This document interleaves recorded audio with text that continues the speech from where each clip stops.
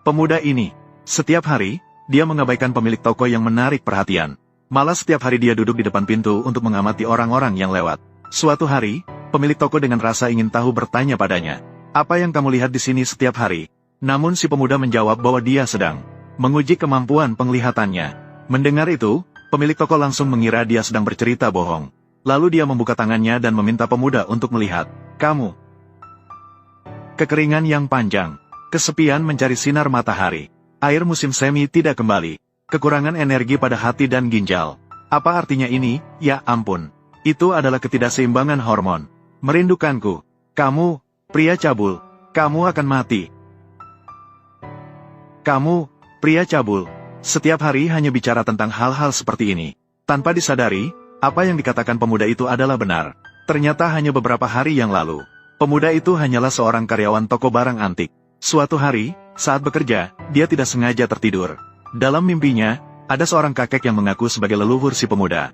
Melihat bahwa si pemuda hidupnya tanpa prestasi, maka dia membuka mata batin untuk si pemuda, dan memberikan cangkir teh yang biasa digunakannya kepadanya. Setelah si pemuda bangun, dia masih mengira semuanya hanya mimpi. Namun saat dia berbalik, dia kaget bisa melihat dengan jelas harga setiap barang antik. Barulah saat itu dia menyadari, pria tua dalam mimpinya tidak menipunya. Pada saat itu juga, pemilik toko wanita kembali ke toko. Begitu masuk, dia melihat pecahan porselen biru putih di lantai. Langsung marah pada si pemuda tentang mengawasi toko. Ini adalah porselen biru putih dinasti Ming senilai jutaan. Bahkan jika dia bekerja selama 10 tahun lagi, dia tidak bisa membayar. Yang lebih buruk lagi, botol porselen biru putih ini sudah dipesan oleh pelanggan. Saat itu juga, pelanggan datang ke toko untuk mengambil pesanannya. Tidak disangka begitu masuk, dia hanya melihat pecahan di lantai. Namun ini adalah hadiah ulang tahun yang dipilihnya dengan hati-hati untuk kakeknya. Wanita cantik itu marah tak terkendali. "Akan kuberitahu pengawal untuk merobohkan toko ini." "Hei, Miss Chu, tunggu sebentar, vas ini yang saya pecahkan." "Apa yang kamu katakan?" "Diam, Nona Chu. Maaf, Su Chen, dia tidak normal. Jangan dengarkan omongannya." "Miss Chu, jangan khawatir. Vas ini, aku benar-benar merusaknya. Kau tidak melihat aku sedang membantumu berbohong." Bos, jangan. Kau tidak perlu membantuku."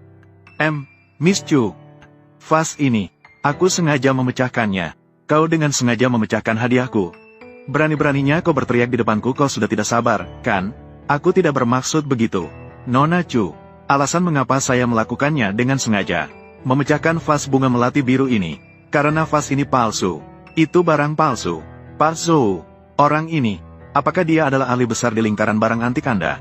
Bukan. Dia hanya seorang murid. Hanya seorang